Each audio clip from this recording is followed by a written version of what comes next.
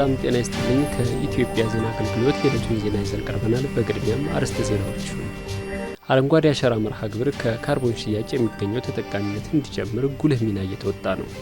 ኢትዮ ክህሎት ሀገር አቀፍ የክህሎት ውድድር ገበያው የሚፈልገውን ቴክኖሎጂ ለማበልጸግ እያስቻለ መሆኑ ተጠቆመ። የህዳሴ ግድብ በቀጣይ እየተገለጡ የሚሄዱ ዘርፈ ብዙ ጠቀሜታዎች ያሉት የሀገር ሀብት ነው ሲሉ የዘርፉ ባለሙያ ተናገሩ። ሐረር የዓለም ቱሪዝም ከተሞች ፌዴሬሽን አባል ሆና መመረጧ ለከተማዋ የቱሪዝም እድገት ተጨማሪ እድል የሚፈጥር ነው። የማክሮ ኢኮኖሚ ፖሊሲ ማሻሻያው የውጭ ምንዛሬ እጥረትን ማቃለሉን አምራች ኢንዱስትሪዎች አስታወቁ። ዜናዎቹን በዝርዝር እንመለከታለን። ከዜናዎቹ ጋር አህመድ መሐመድ ነኝ። አብራችሁን ቆዩ።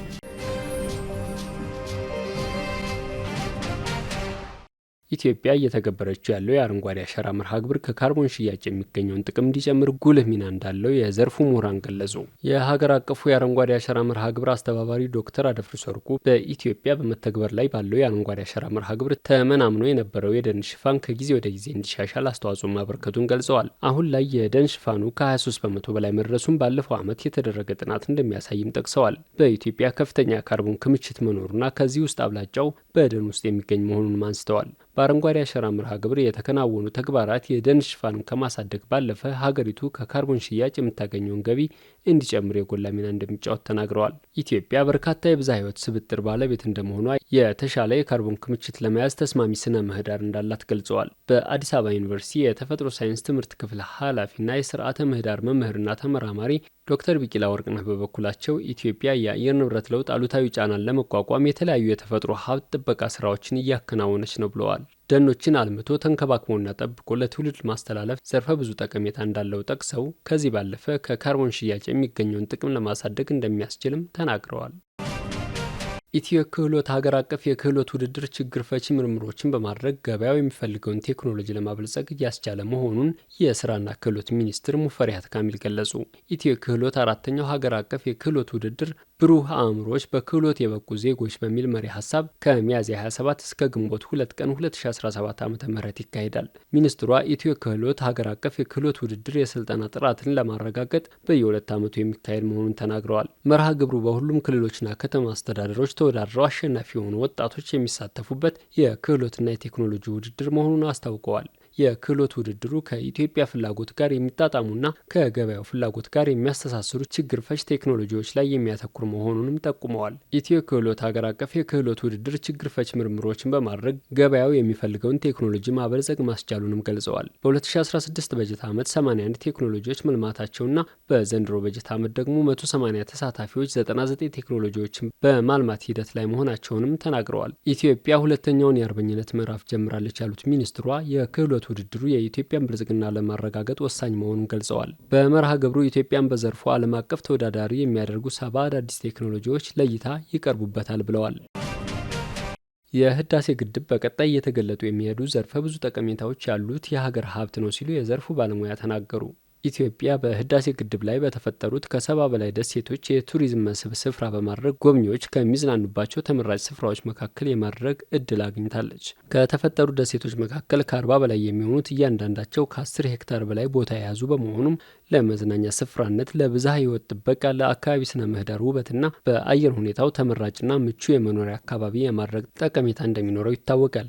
በዚህ ጉዳይ ላይ ይዘ ያነጋገራቸው በአሶሳ ዩኒቨርሲቲ የስነ ምህዳርና ስነ ህይወት ትምህርት ክፍል መምህር ጌታቸው ገለታ የህዳሴ ግድብ በቀጣይ እየተገለጡ የሚሄዱ ዘርፈ ብዙ ጠቀሜታዎች አሉት ብለዋል። ግድቡ ኃይል ከማመንጫነቱም ባለፈ የአካባቢውን ስነ ምህዳርና ብዝሃ ህይወት በመጠበቅ ረገድ ከፍተኛ አስተዋጽኦ ያለው መሆኑን አንስተዋል። የአካባቢውን ሞቃታማ የአየር ንብረት በመቀየር ሀገር በቀል እጽዋቶች እንዲበራከቱና በአሳ ምርትም በግንባር ቀደምትነት ሊጠቀስ የሚችል ስፍራ ይሆናል ሲሉ ተናግረዋል።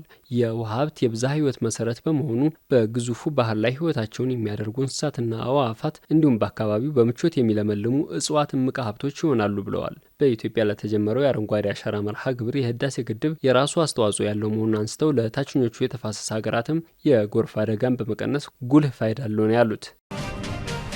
ሐረር የዓለም ቱሪዝም ከተሞች ፌዴሬሽን አባል ሆና መመረጧ ለከተማዋ የቱሪዝም እድገት ተጨማሪ እድል እንደሚፈጥር የክልሉ ርዕሰ መስተዳድር ኦርዲን በድሪ ገለጹ። ርዕሰ መስተዳድር ኦርዲን በድሪ እንደተናገሩት ሀገራዊ ለውጡን ተከትሎ የማህበራዊ እሴቶቻችንን በማጎልበትና ልማትን በማጠናከር የብዝሃ ዘርፍ ኢኮኖሚ የመገንባት ስራዎች ተከናውነዋል። በእነዚህ የለውጥ ዓመታት በበርካታ የሀገሪቱ አካባቢዎች መልካም እሴቶችን በማጠናከር ለመጪው ትውልድ የተሻለች ሀገር መገንባት የሚያስችሉ በርካታ ስራዎች ተሰርተዋል ብለዋል። በዚሁ ረገድ ባለፉት ዓመታት ለሐረር ከተማና ለቅርሶቿ የተሰጠው ዓለም አቀፍ እውቅናና ክብር እንደ ሀገር በማሳያነት እንደሚጠቀስም ገልጸዋል።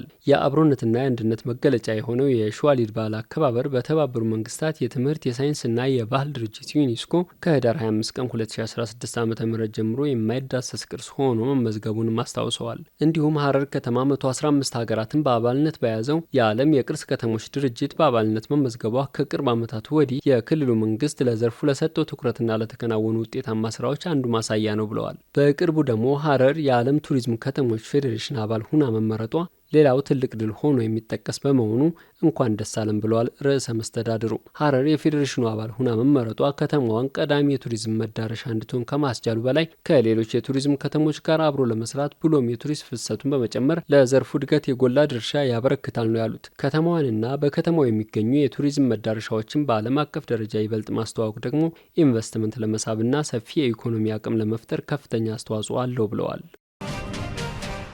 የማክሮ ኢኮኖሚ ፖሊሲ ማሻሻያው የውጭ ምንዛሬ እጥረትን በማቃለል ጥራት ያለው ምርት ለማምረት እንዳስቻላቸው የአምራች ኢንዱስትሪ ኃላፊዎች ገለጹ። ኢትዮጵያ ከሐምሌ 2016 ጀምሮ ጠንካራ በግሉ ዘርፍ የሚመራ ሁሉን አቀፍ የኢኮኖሚ እድገትና ለስራ ዕድል ፈጠራ መሰረት የሚሆን የተሟላ የማክሮ ኢኮኖሚ ፖሊሲ ማሻሻያ ገቢራዊ ማድረጓ ይታወቃል። የአምራች ኢንዱስትሪ ኃላፊዎች ከኢዜአ ጋር ባደረጉት ቆይታ መንግስት ተግባራዊ ያደረገው የማክሮ ኢኮኖሚ ማሻሻያ የንግዱን ማህበረሰብ ጥያቄ የመለሰ መሆኑን ያረጋገጡት የአድቫንቴጅ ኢንዱስትሪያል ፒኤልሲ ዋና ስራ አስኪያጅ ዳዊት በላይ እንደገለጹት ድርጅታቸው የኤሌክትሪክ ዝርጋታ ግብዓት የሚሆኑ ምርቶችና ትራንስፎርመርን በማምረት ለገበያ ያቀርባል። ቀደም ባሉት ጊዜያት የንግዱ ማህበረሰብ የውጭ ምንዛሬ እጥረት ስለሚያጋጥመው ኢንዱስትሪው በሚፈለገው ልክ ሳያድግ መቆየቱን ተናግረዋል። መንግስት ያደረገው የተሟላ የማክሮ ኢኮኖሚ ማሻሻያ በኢንዱስትሪው ላይ መነቃቃት መፍጠሩን አብራርተዋል። የአፍሪኪዩር ኢትዮጵያ የመድኃኒት ፋብሪካ ባለቤት ዶክተር ታደሰ ተፈሪ መንግስት ለጤናው ዘርፍ ትኩረት በመስጠት እያከናወናቸው ያሉ ተግባራት አበረታች መሆኑን አንስተዋል። ይህም ለመድኃኒት አምራቾች የውጭ ምንዛሬ በማቅረብ ጥራቱን የጠበቀ መድኃኒት እንዲያመርቱ ማስቻሉን ነው የጠቀሱት። በጥላሁን ጫላ አስመጭና ላኪ ኦፕሬሽናል ማናጀር ድረስ በላይ በበኩላቸው ቀደም ባሉ ጊዜያት በውጭ ምንዛሬ እጥረት ምክንያት በሙሉ አቅም ለመስራት አዳጋች ሆኖ ቆይቷል። የማክሮ ኢኮኖሚ ማሻሻያው ድርጅታቸው ያጋጥመው የነበረውን የውጭ ምንዛሬ እጥረት በማቃለሉ ውጤታማ ስራዎች ለመስራት እንዳስቻላቸው ተናግረዋል። ተመልካቾቻችን ለዕለቱ ያጠናቀርናቸው ዘገባዎች እነዚህ ይመስሉ ነበር። መልካም ጊዜ